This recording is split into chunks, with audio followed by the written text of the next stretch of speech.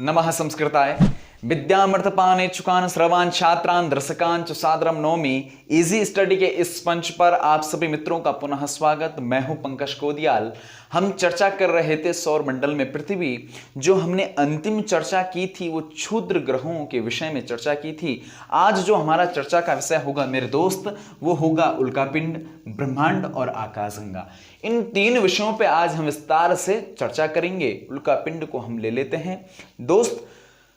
पहले परिभाषा को सुनाऊंगा, आपको इसको ध्यान से सुनना है, फिर इसको प्रैक्टिकली बोर्ड पे हम डिस्कस करेंगे, चर्चा करेंगे। तो इसमें जो पहला बिंदु है, सूर्य के चारों ओर चक्कर लगाने वाले, सूर्य के चारों ओर चक्कर लगाने वाले छोटे छोटे पत्थरों के टुकड़ों को उल्कापिंड कहते हैं। सूर्य के चारों ओर चक्कर लगाने वाले छोटे छोटे पत्थरों के टुकड़ों को उल्कापिंड कहते हैं। ठीक हो गया दोस्त, कोई दिक्कत नहीं है। दूसरा देख लेते हैं।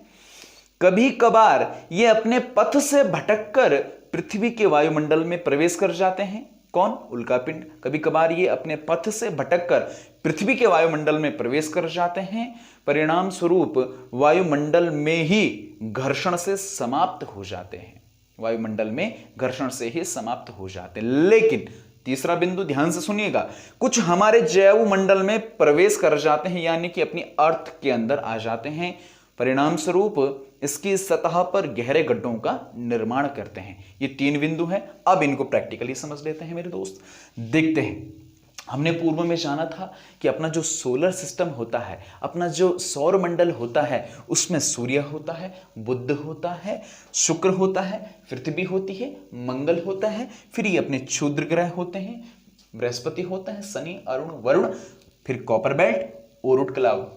ये सब मिलकर, ये छोटे छोटे पत्थरों का टुकड़े मिलकर, ये सब मिलकर अपना सोलर सिस्टम का निर्माण करते हैं, अपना सौर मंडल को बनाते हैं। ये हमने जाना था। अब देखते हैं दोस्त, इसको देखिएगा, इसको देखिएगा। ये छोटे छोटे जो पत्थर के टुकड़े हैं ना, इनको उल्कापिंड कहा जाता है। इनको उल्कापिंड कहा जाता है। देख रहे होंगे आप, दिख रहा होगा, इनको उल्कापिंड कहा जाते हैं। अब ये सूर्य का चक्कर तो लगा रहे हैं, कोई दिक्कत नहीं है, सूर्य का चक्कर लगा रहे हैं, लेकिन इनका एक निश्चित पथ नहीं है, निश्चित रास्ता नहीं है। अब ये कभी कभार पृथ्वी में अपना पथ भटक कर पृथ्वी में प्रवेश कर जाते हैं। अब देखना दोस्त, देखना, ये उल्कापिंड है। अब जब ये अपना रास्ता भूल जाता है, भटक जाता है, पृथ्वी की ओर जब आता है ना, तो एक गाना लगाता है, तेरी ओर आने लगा हूं। मजाक कर रहा हूं, मजाक भी कर लेता हूं। अब जब ये पृथ्वी की ओर आ रहा है ना, तो देखना दोस्त, देखना, ये अपनी वायुमंडल में प्रवेश कर गया। क्या? उल्कापिंड। अब कभी कभार तो ये होता है कि ये घर्षण पैदा होता है वायुमंडल में प्रवेश करते ही, और यहीं समाप्त हो जाता है, नष्ट हो जाता है। लेकिन कभी कभार ये अपने अंदर आ जाता है, पृथ्वी की सतह पर टकरा जाता है और पृथ्वी में गहरे गड्ढों का निर्माण कर देता है। ये 2 पॉइंट फिर से जानेंगे। एक बड़ा इजी एग्जाम्पल मैं प्रस्तुत कर रहा हूं, उदाहरण के माध्यम से समझेंगे। आपने कभी ना कभी अपने जीवन काल में टूटते हुए तारे को तो देखा होगा, निश्चित ही देखा होगा, इसमें तो कोई संशय नहीं है। मैंने भी देखा है। अब मेरे दोस्त, जब तारा टूटता है ना, तो रोशनी आती है, बड़ी गति होती है उस रोशनी में, ये देखा है हमने। अब एक चीज बताऊं, आज से अपनी इस गलत फहमी को दूर कर देना कि तारा टूटता है। मेरे दोस्त, यदि किसी दिन तारा टूटेगा ना, तो अपने साथ सारे ब्रह्मांड को लेकर चला जाएगा। क्या जाएगा? सारे ब्रह्मांड को नष्ट कर देगा। तो तारा कभी टूटता नहीं है।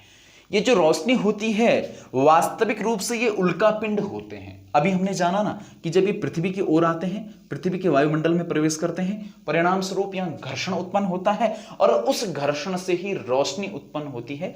उस रोशनी को हम जब पृथ्वी से देखते हैं तो हमें लगता है वो तारा टूटता है, लेकिन वो तारा नहीं, वो उल्कापिंड समाप्त होता है अपनी वायुमंडल में। ये हमने जाना।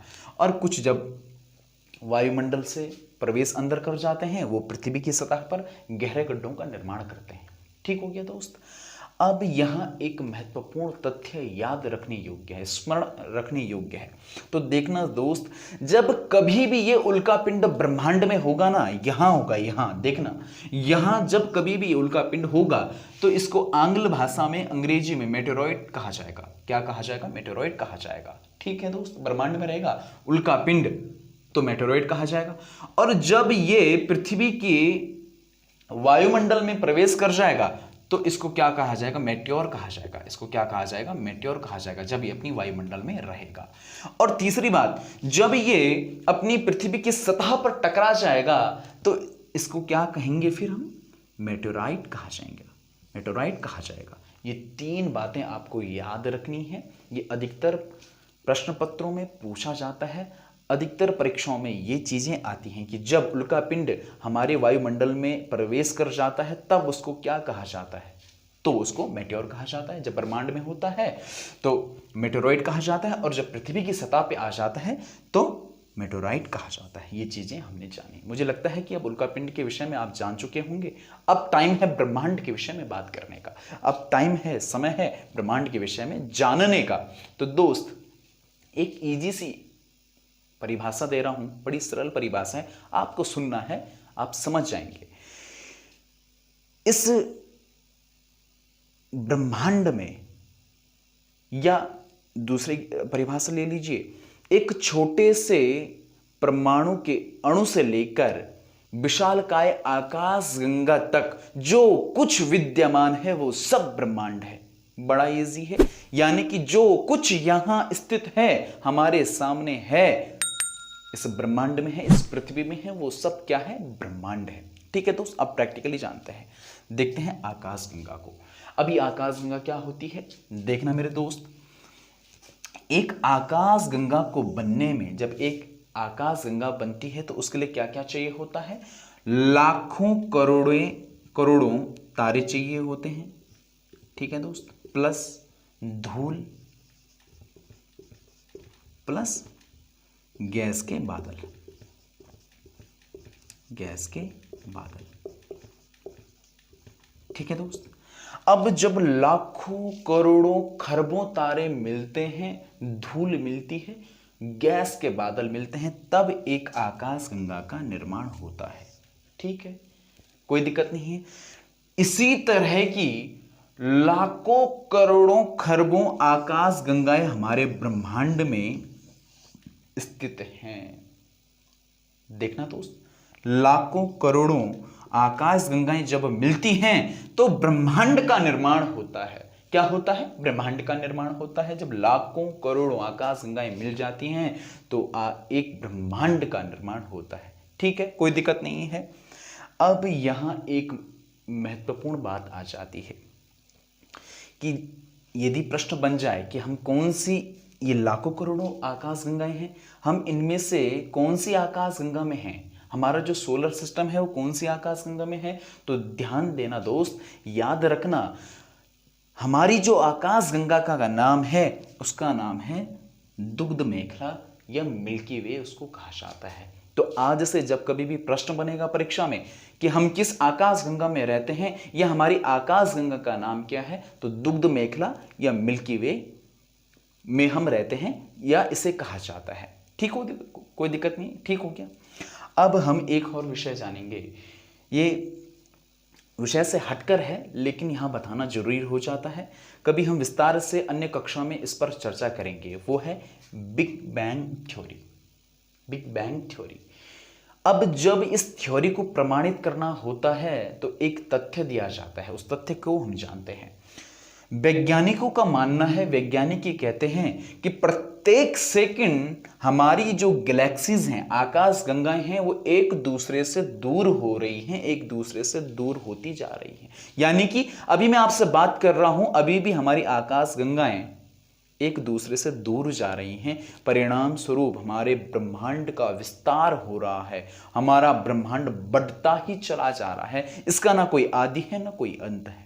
ठीक है दोस्त, अब जब इस बिग बैंग थ्योरी को प्रमाणित किया जाता है तो इस तथ्य को दिया जाता है कि लगातार प्रति सेकंड हमारी जो गैलेक्सी हैं, जो लाखों करोड़ों हैं, वो एक दूसरे से दूर होती जा रही हैं। इस बात को याद रखिएगा, इस पॉइंट को याद रखिएगा। बिग बैंग थ्योरी को प्रमाणित करने के लिए ये तथ्य दिया जाता है कि लगातार आकाशगंगाएं एक दूसरे से दूर हो रही हैं।